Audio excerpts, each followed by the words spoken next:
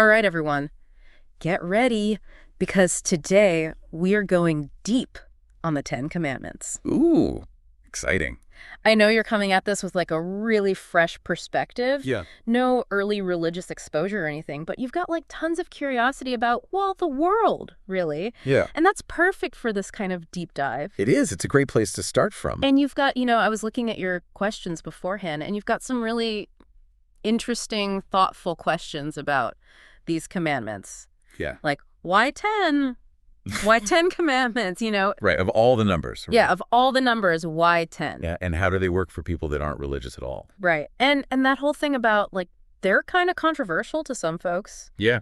Why is that? I mean, shouldn't ethical guidelines be pretty universal? Well, that's where things get interesting. Yeah. And you also mentioned something that I thought was really interesting, this idea that, like, people say they follow them, but then, like, their actions don't always line up. Yeah, that's been bugging me for a while. Go Like, ahead. are these supposed to be, like, strict laws or more like, suggestions? And is this whole 10 Commandments thing, like, really all there is to ethics? Right. It just feels like there should be more to it. Yeah, I think that feeling of incompleteness is a great place for us to start this dive. Okay. And don't worry, we'll unpack all of that and more. But let's start, I guess, by rewinding to the very basics. Yeah. Like, what are the 10 Commandments? Okay, yeah, back to square one. Yeah. For someone who has never really encountered these, what's the deal with them? Well, think of them as this set of ethical and religious principles, Okay. kind of a moral compass, if you will. Okay.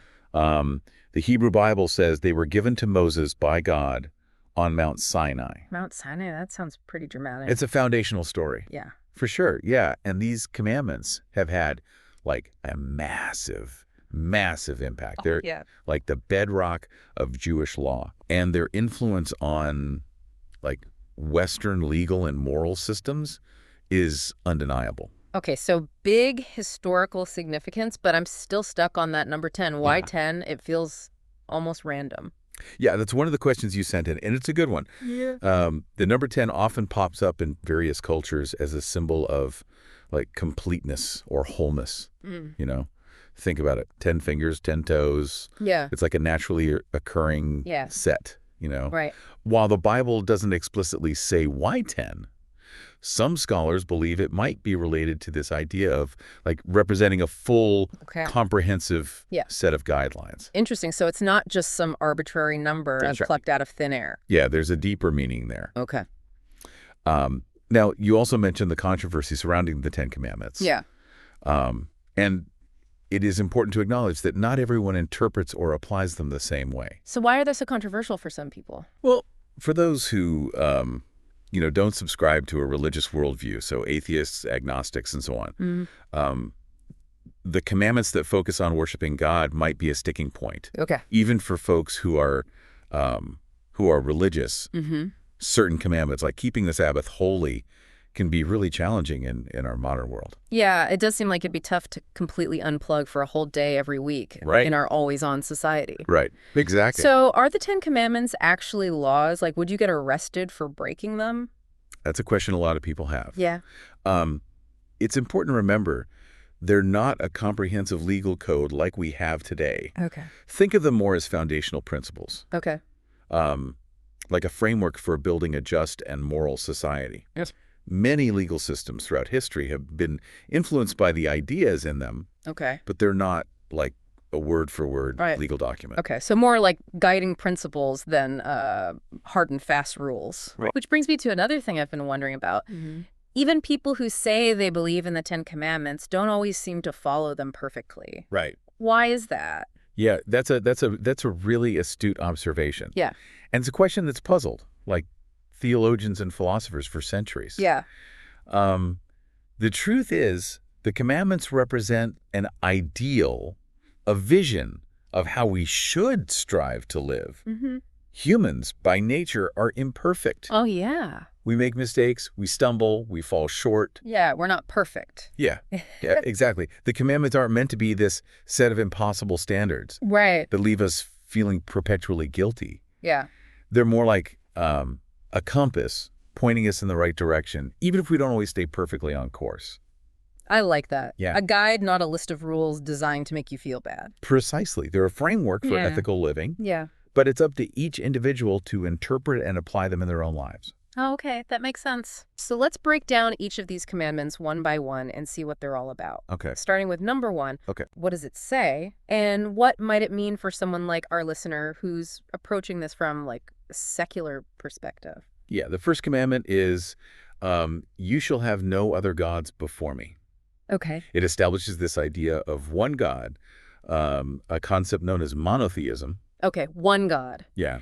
So how would someone break this commandment in today's world, especially if they aren't particularly religious? Well, I mean, it's not just about like literally worshiping a deity in the traditional sense. Right.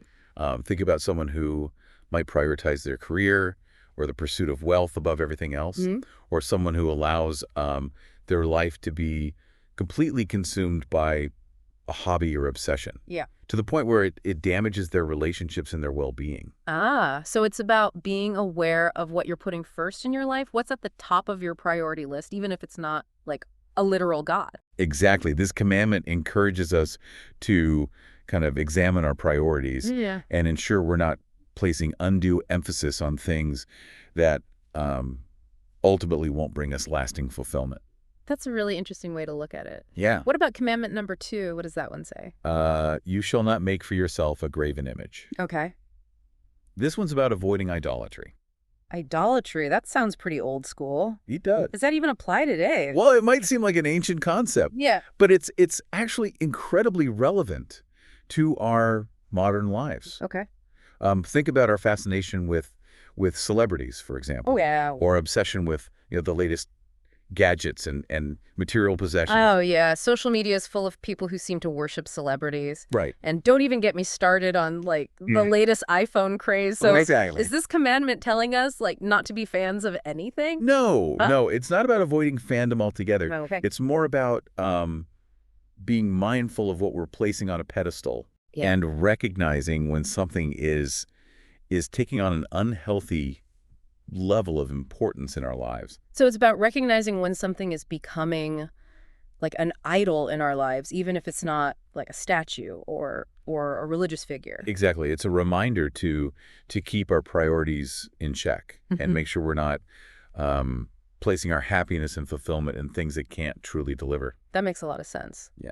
What's up next? Commandment number 3. This one is, you shall not take the name of the Lord your God in vain.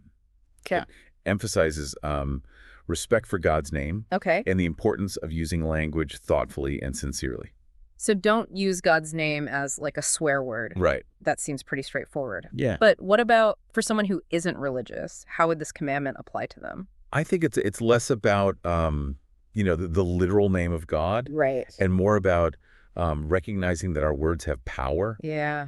Think about someone who is constantly making promises they don't intend to keep, or who uses language manipulatively to get what they want.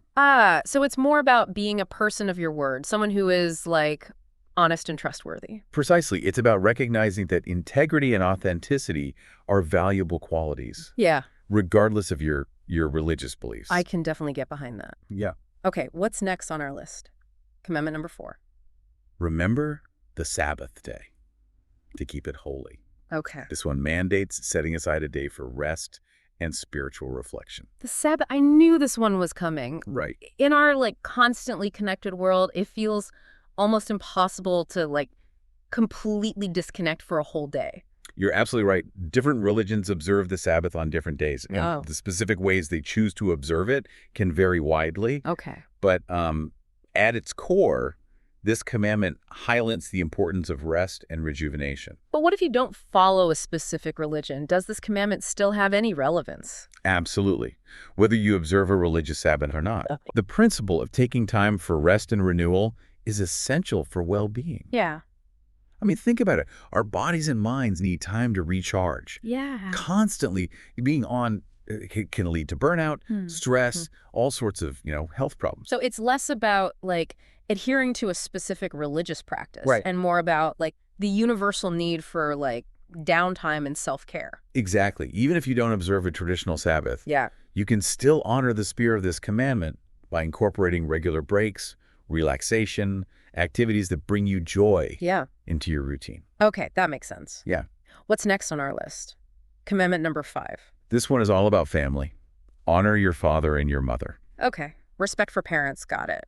But family relationships can be, well, they can be complicated. Oh, they can be so complicated. What if someone has, like, a difficult relationship with their parents? Yeah, you're right. Yeah. Family dynamics can be complex. Yeah. And this commandment isn't meant to condone, like, toxic or abusive behavior. So how do you apply this commandment in situations where honoring your parents feels, like, difficult or even impossible? I think it comes down to recognizing that honor doesn't necessarily mean, like, blind obedience or pretending everything is perfect. Yeah. It can mean striving for understanding, setting healthy boundaries, Okay. and finding ways to appreciate the role they played in shaping your life, even if it wasn't always positive. So it's more about acknowledging, like, the complexities of family relationships while still trying to find a way to approach them with, like, respect and understanding? Exactly. It's a reminder that even in difficult situations, we can choose to respond with empathy and compassion. Okay, I see that. Yeah. Let's move on to commandment number 6. Okay. What does this one say? You shall not murder.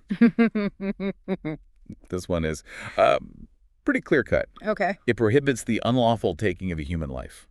No killing. Got it. Right.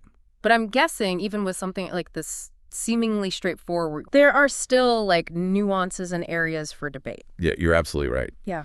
Think about issues like self-defense, war, Right. or capital punishment. Yeah. These are all areas where the application of this commandment becomes ethically complex. Yeah. Those are tough ones. Yeah. But for most people in their day-to-day lives, I imagine the core message is about, like, respecting the sanctity of human life Yeah. and avoiding violence whenever possible. Exactly. It's about recognizing the inherent value of every human being and striving to create a world where peace and nonviolence are the norm.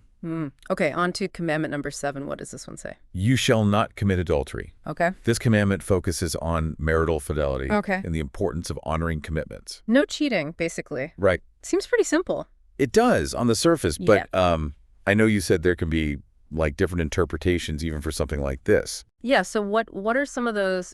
What exactly constitutes adultery, I guess, can be a complex question. That's right. Yeah. Is it solely about, like, physical infidelity? Right. Or can emotional infidelity also be considered a betrayal of trust? Yeah. And what about, societies that practice polygamy? So even with a commandment that seems, like, pretty straightforward, Right. there are still, like, cultural and societal factors that can, like, complicate things. They do. But at its core, it's about, like, honesty, faithfulness, and honoring the commitments you've made. Precisely. It's about recognizing that trust and loyalty are essential foundations for healthy relationships, and that betraying that trust can have far-reaching consequences. Great point. Yeah. All right, what's next? Commandment number 8. You shall not steal. This one is all about respecting other people's property and possessions. Don't take things that don't belong to you. Yeah. Pretty clear cut. Great. It seems that way. Right. But I'm sure there's more to it than meets the eye. You're catching on. Right. While the most obvious application is, avoiding theft in the traditional sense, I think this commandment can also be applied to, like, more nuanced situations. Like what? Well, think about intellectual property, for example, or situations where someone might be, taking advantage of others in a business deal. Right. Or not fairly compensating their employees. Ah, so it's not just about, like, shoplifting or robbing a bank. Yep. It's also about, like, being honest and ethical in all your dealings. Right. Even in situations where it might be, like, tempting to cut corners or take advantage of someone. Exactly. It's about recognizing that fairness, integrity, and respect for others are essential principles, regardless of the specific situation. I love that. Yeah. Okay, commandment number 9. What does this one say? You shall not bear false witness against your neighbor. This one's all about honesty and avoiding slander. Don't lie about other people. Got it. Right. But we live in a world where it feels like everyone has an opinion. Right. And social media is full of people sharing their thoughts, whether they're true or not. That's true. Yeah. This commandment, highlights the importance of being truthful and responsible with our words. Think about the damage that can be done by spreading rumors or making false accusations, especially in the age of social media where information can spread like wildfire. Yeah. Yeah. So it's about being careful about what we say, Yeah. making sure we're not, like, spreading lies or hurting other people with our words. Exactly. It's about recognizing that our words have consequences. Right. And we have a responsibility to use them ethically and thoughtfully. Okay, last but not least, commandment number 10, what does it say? You shall not covet your neighbor's house. You shall not covet your neighbor's wife, or his male or female servant, or his ox or his donkey, or anything that belongs to your neighbor. Wow, that's a long list. It's a mouthful. But essentially, it's about combating envy and greed. Okay, but basically don't be jealous of what other people have. Right. I feel like this is like a super relevant commandment in today's world with like social media constantly showing us everyone's seemingly perfect lives. It's so easy to fall into that trap of comparing ourselves to others and feeling inadequate. Yeah. But this commandment reminds us to focus on gratitude for what we have and to avoid that spiral of envy and desire. Yeah, comparison is the thief of joy, as they say. Right. So it's about recognizing that true happiness comes from within. Yeah. And that focusing on like what we lack will only lead to discontentment. Exactly. It's about cultivating a sense of contentment and appreciation for what we have rather than constantly striving for what we lack. This has been amazing. It's been fun.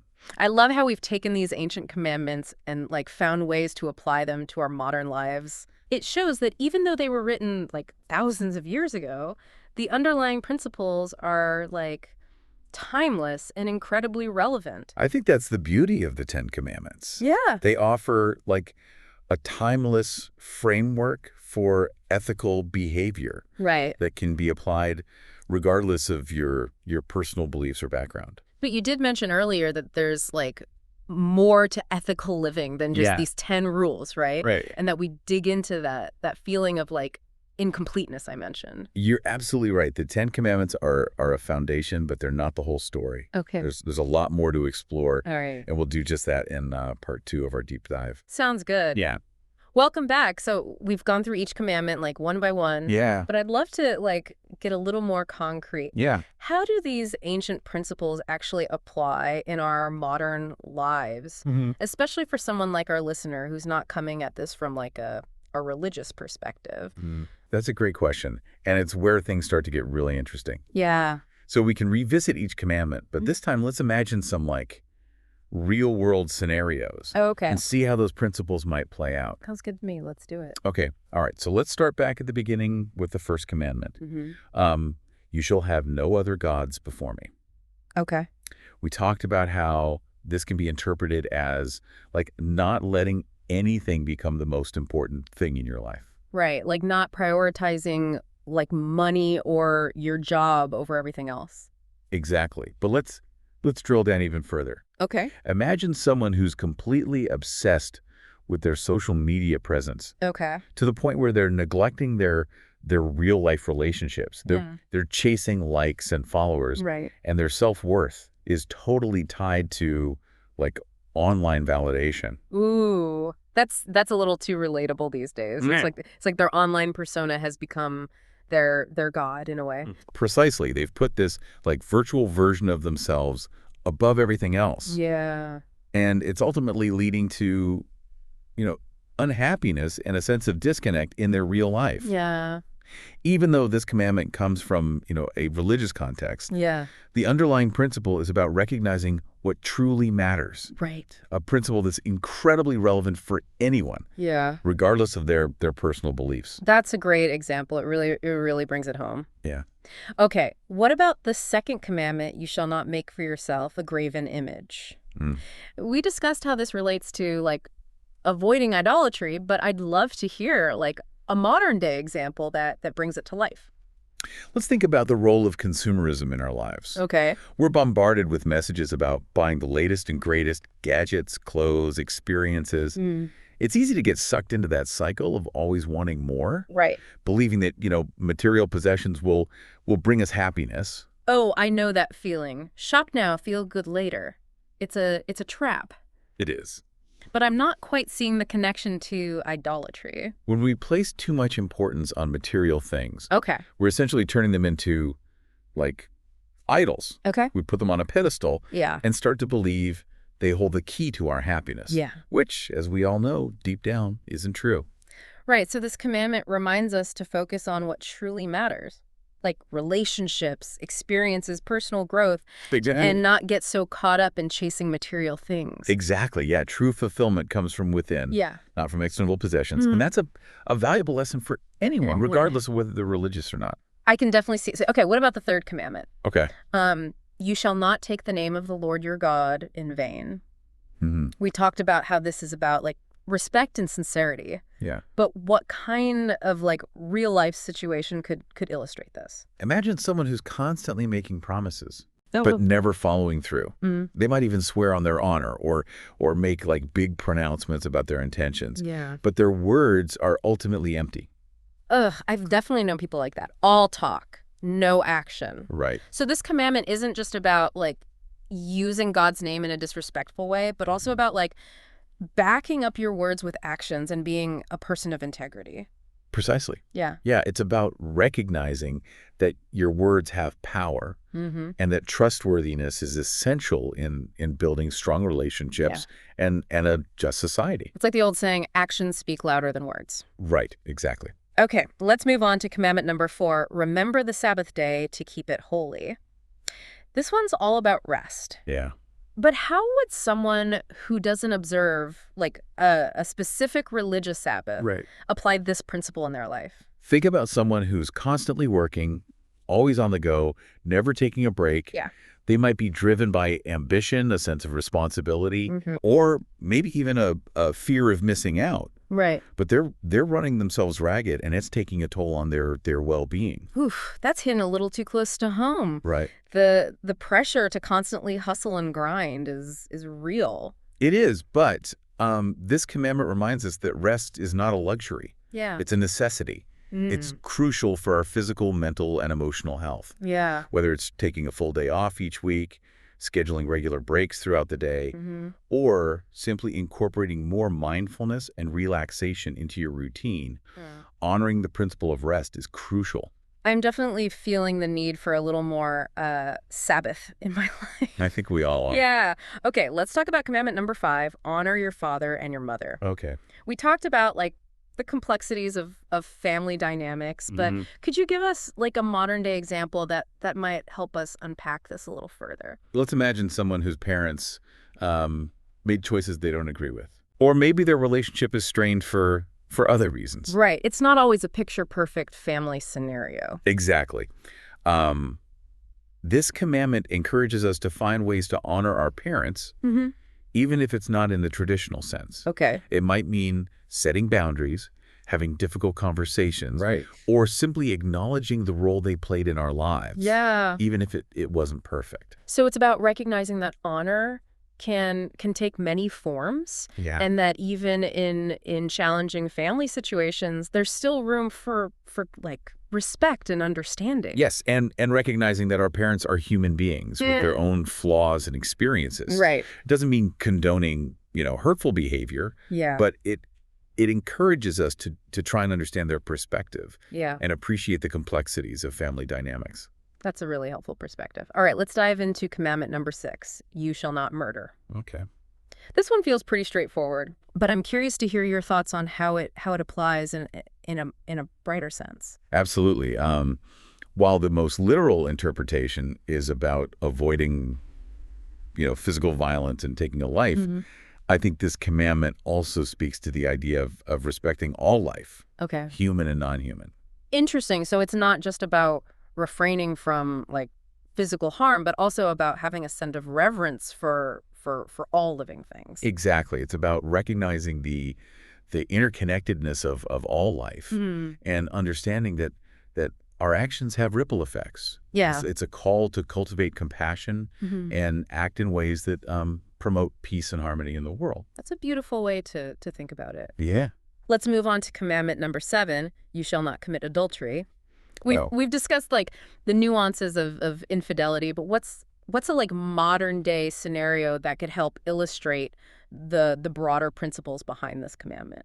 Think about someone who's constantly gossiping about their friends or spreading rumors. Right. They might not be engaging in, physical infidelity. Right. But they are betraying trust and damaging relationships with their words. Ah, I see. It's about honoring, like, commitments and being trustworthy even when it comes to something like gossip. Precisely. Yeah, this commandment emphasizes that loyalty and integrity are essential for healthy relationships of all kinds. Yeah.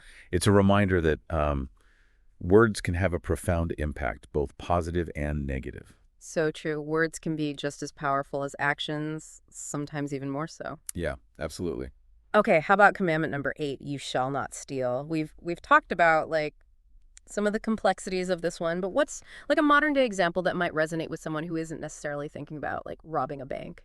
Imagine someone who's, always cutting corners at work, Okay. taking credit for other people's ideas, or not pulling their weight on team projects. Right. They might not be literally stealing, physical objects, but they are taking advantage of others and not contributing their fair share. The classic slacker. Right. So this commandment is also about like honesty, fairness, and contributing your fair share. Exactly. Even in situations where it might not be immediately obvious that you're quote unquote stealing anything. Right, exactly. It's about recognizing that we have a responsibility to be honest and just in all our dealings, whether it's in our personal or professional lives. Yeah. True success comes from contributing our unique talents and efforts, not from taking shortcuts or exploiting others. I love that perspective. Yeah. All right, what about commandment number 9? You shall not bear false witness against your neighbor. This one is all about honesty and avoiding slander. What kind of like modern day scenario could help us understand the relevance of this commandment? Think about the way we interact online. Okay. It's incredibly easy to spread misinformation or make like false accusations on social media, especially when people can hide behind anonymous profiles and say things they would never say to someone's face. Yeah. Online bullying and the spread of fake news are huge problems these days. They are. And this commandment reminds us to be incredibly cautious about what we share online. It's essential to verify information before spreading it. Yeah. And to be mindful of the potential harm our words can cause. So it's about being like responsible digital citizens and promoting truthfulness and accountability, even in like the online world. Precisely. It's about recognizing that the ethical principles of honesty and integrity apply just as much online as they do offline. Great point. Okay, last but not least, commandment number 10. Okay. You shall not covet. And the list goes on. And the list goes on. It's about avoiding envy and greed. But what does that look like in a practical, like everyday sense? Imagine someone who's constantly scrolling through Instagram, feeling envious of other people's seemingly perfect lives, their vacations, their possessions, their relationships. I think we've all been there. Right. Social media can be a breeding ground for envy. It absolutely can be. Yeah. This commandment reminds us to focus on gratitude for what we have. Yeah. And to avoid those unhealthy comparisons that can leave us feeling, empty and dissatisfied. Comparison is the thief of joy, as they say. It is. So it's about recognizing that true happiness comes from within. Yeah. And that focusing on what we lack will only lead to discontentment. Exactly. It's about cultivating a sense of contentment and appreciation for what we have rather than constantly striving for what we lack. This has been amazing. Yes, it's been fun. I love how we've taken these ancient commandments and like found ways to apply them to our modern lives. Yeah. It shows that even though they were written like thousands of years ago, the underlying principles are timeless and incredibly relevant. I completely agree. It's remarkable how these principles can offer guidance and insight regardless of your background or beliefs. But remember, you mentioned a feeling of incompleteness earlier. Yes. There's more to this ethical puzzle, and we'll pick up that thread in the next part of our deep dive. We will. Okay, we're back and ready for the final part of our deep dive into the 10 Commandments. Awesome. We've gone through each commandment like in detail. Yeah. And discussed, how these ancient principles can still apply to our modern lives. But before we wrap things up, there's one more piece of the puzzle I'm hoping we can unpack a bit.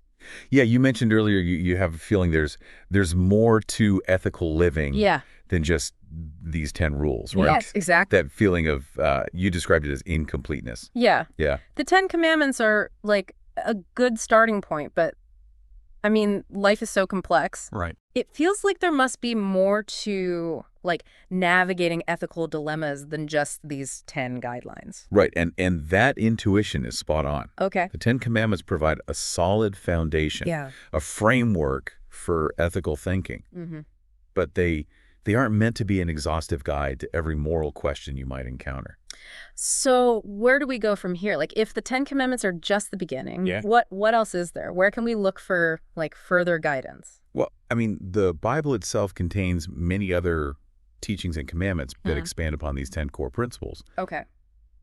The idea of, loving your neighbor as yourself, for instance, is a central theme that encourages compassion, empathy, and a deep sense of interconnectedness. That makes sense. So it's like the 10 Commandments lay out like the basic principles. Right. And then there are like layers of interpretation and application that build upon those principles. And if we zoom out even further, beyond the Bible itself, we find a rich and diverse tapestry of philosophical and ethical systems that have been grappling with these questions for centuries. Right. Thinkers like Aristotle, Kant, John Stuart Mill, they've all offered different perspectives on, morality, happiness, and what it means to live a good life. Oh, it sounds like there's like a whole universe of ethical thought out there. There is. Where would you even begin to explore all of that? Right. It feels a bit overwhelming. It can definitely feel that way. Yeah. But that's also what makes it so exciting. But, there's no single right answer.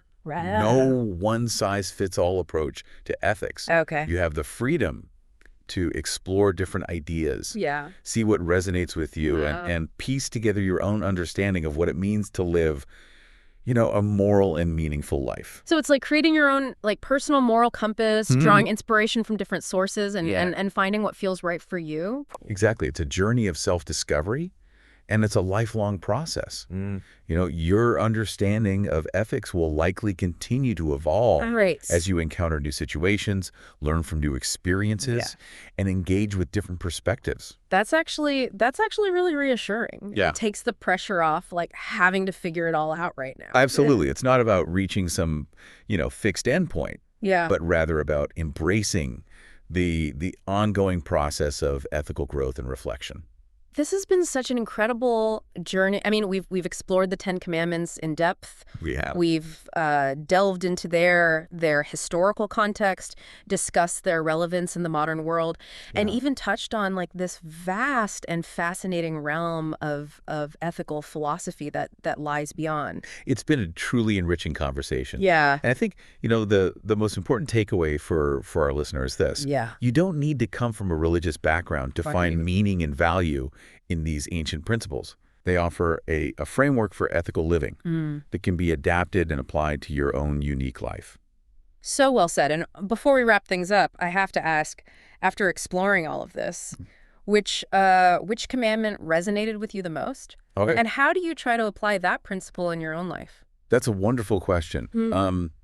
For me, the commandment that speaks most deeply is remember the Sabbath day to keep it holy. Okay. In our fast-paced, always connected world, it's so easy to get caught up in the hustle and forget to prioritize, rest and rejuvenation. Right. And I found that when I consciously carve out time for activities that nourish my soul, whether it's, spending time in nature, reading, or simply allowing myself like moments of quiet reflection, I'm able to show up more fully in all areas of my life. That's beautiful. It's a reminder. We all need to hear. For me, I think the commandment about not bearing false witness really strikes a chord. I mean, in this age of misinformation and online negativity, it feels more crucial than ever to be mindful of our words, to speak truthfully, and to avoid, spreading rumors or gossip that can cause harm. That's such an important point. Yeah. It highlights that ethical living isn't just about like grand gestures or life-altering decisions. Right. It's also about the small everyday choices we make, the way we interact with others, and the words we choose to put out into the world. It's about making a conscious effort to align our actions with our values, like one step at a time. Beautifully put. And remember, this is just the beginning of your exploration. Yeah. Keep thinking, keep questioning, keep searching for those ethical frameworks that resonate with you and help guide you towards a more meaningful and fulfilling life. We hope you enjoyed this deep dive, and we can't wait to see where your journey takes you next. Until then, keep exploring, keep learning, and keep diving deep. This is DigitView.